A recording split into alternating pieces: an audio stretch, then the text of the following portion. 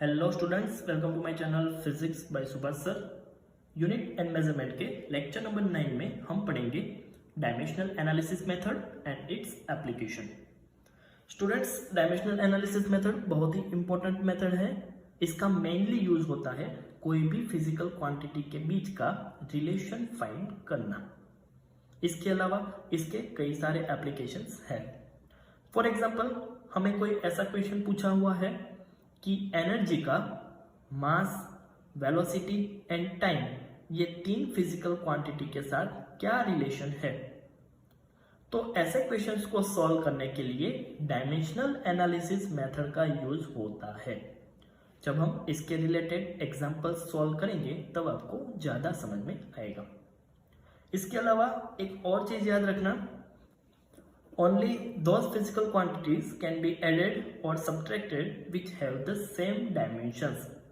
सिर्फ ऐसी ही फिजिकल क्वांटिटी का एडिशन और सब्सट्रैक्शन हो सकता है जिसके डायमेंशन सेम हो।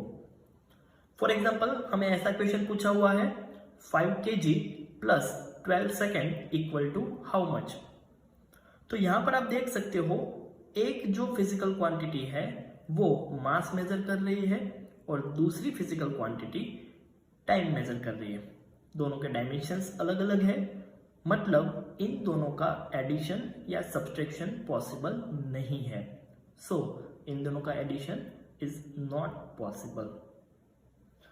ये जो सिंपल प्रिंसिपल है कि सेम डायमेंशंस होंगे उसका ही एडिशन एंड सब्सट्रैक्शन होगा, इस प्रिंसिपल को बोलते हैं principle of homogeneity of dimensions. इस प्रिंसिपल का यूज करके हम कोई भी इक्वेशंस डायमेंशनली करेक्ट है कि नहीं वो भी फाइंड कर सकते हैं। एक एग्जांपल से समझते हैं। फॉर एग्जांपल, हमें एक इक्वेशन दिया हुआ है x equal to x0 plus v0t plus 1/2 at square, जहां पे x final displacement, x0 initial displacement, v0 initial velocity, t time and a acceleration है। हमें क्वेश्चन ऐसा पूछा हुआ है कि क्या ये इक्वेशन डायमेंशनली करेक्ट है। अब ऐसे क्वेश्चंस को सॉल्व करने के लिए पहले तो इस इक्वेशन में जो भी टर्म्स है हमें सभी टर्म्स के डायमेंशनल फॉर्मूलाज लिखने पड़ेंगे। सबसे पहले x का डायमेंशनल इक्वेशन लिखते हैं। x लेंथ मेजर कर रहा है तो उसका डायमेंशन l, x नॉट भी लेंथ मेजर कर रहा है, इनिशियल डिस्प्लेसमेंट है तो उसके लिए भी डायमेंशन l। v0t का डायमेंशनल इक्वेशन बनाते हैं। v0 का डायमेंशन होगा l1t-1, t का dimension t1, t1t-1 cancel out हो जाएंगे तो v0t का डायमेंशनल इक्वेशन होगा l। 1/2 at स्क्वायर, जहां पर 1/2 कांस्टेंट टर्म है और कांस्टेंट टर्म का कोई डायमेंशनल इक्वेशन नहीं होता। a के लिए डायमेंशन l1t-2, t स्क्वायर के लिए t+2, t-2 t+2 कैंसिल होंगे तो 1/2 at स्क्वायर का डायमेंशनल इक्वेशन होगा l। तो स्टूडेंट्स, यहां पर हमने इस इक्वेशन में सभी टर्म्स के डायमेंशनल इक्वेशन लिखे हुए हैं। अब कोई भी इक्वेशन डायमेंशनली करेक्ट है या रॉन्ग है वो कैसे पता चलेगा। तो उसके लिए लेफ्ट हैंड साइड का जो भी डायमेंशनल फॉर्मूला होगा वही dimensional formula right hand side का होना चाहिए। इसके अलावा जो भी टर्म्स एडिशन या फिर सब्सट्रैक्शन में है उन सभी का डायमेंशनल इक्वेशन सेम होना चाहिए। यहां पर हम देख सकते हैं x0, v0t and 1/2 at square, ये तीनों टर्म्स एडिशन में है। तो यहां पर हम ये भी देख सकते हैं कि तीनों के डायमेंशनल इक्वेशन भी सेम है। इसके अलावा इसका जो डायमेंशनल इक्वेशन है, that means right hand side का जो डायमेंशनल इक्वेशन है वही dimensional equation left hand side का है। So this equation is dimensionally correct equation. तो इस तरह से आपको कोई भी इक्वेशन दिया हुआ हो वो डायमेंशनली करेक्ट है या डायमेंशनली रॉन्ग है वो फाइंड कर सकते हैं। एक और चीज याद रखनी है, if an equation fails this consistency test it is prove wrong, but if it is pass it is not prove right. एक एग्जाम्पल के साथ ये स्टेटमेंट समझते हैं।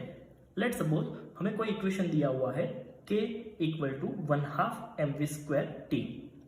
हमें फाइंड करना है कि ये इक्वेशन डायमेंशनली करेक्ट है कि नहीं।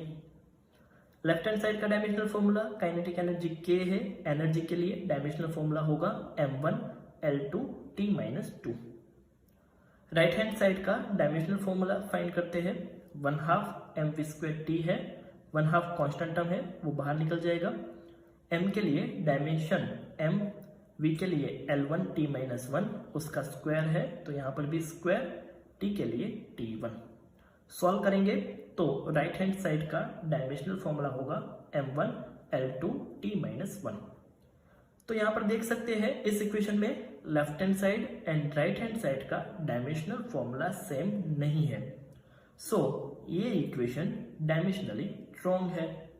अगर इक्वेशन डायमेंशनली रॉन्ग है दैट मीन्स वो इक्वेशन ही रॉन्ग है। सेकेंड एग्जांपल देखते हैं k इक्वल टू 3/4 mv²। फिर से इसका डायमेंशनली कंसिस्टेंसी टेस्ट करना है।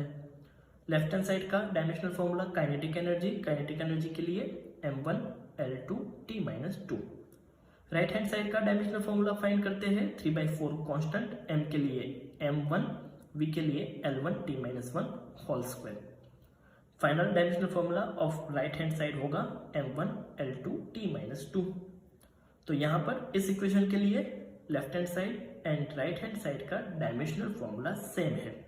दैट मीन्स ये इक्वेशन डायमेंशनली करेक्ट है। लेकिन स्टूडेंट्स आप लोगों को पता ही होगा, आप लोग स्टैंडर्ड 9th में काइनेटिक एनर्जी का इक्वेशन पढ़ चुके हो 1/2 mv², जो कि यहाँ पर इक्वेशन दिया हुआ है k इक्वल टू 3/4 mv²। तो ये इक्वेशन रॉन्ग है, लेकिन ये इक्वेशन डायमेंशनली करेक्ट है। दैट मीन्स अगर कोई इक्वेशन कंसिस्टेंसी टेस्ट में फेल हो जाता है तो वो इक्वेशन भी रॉन्ग है। लेकिन अगर कोई इक्वेशन कंसिस्टेंसी टेस्ट में पास हो जाता है तो उसका मतलब ये नहीं होता कि वो इक्वेशन भी राइट है। वो इक्वेशन सिर्फ और सिर्फ डायमेंशनली करेक्ट है। वो इक्वेशन राइट भी हो सकता है और रॉन्ग भी हो सकता है, जैसे कि हमने इस एग्जांपल में देखा।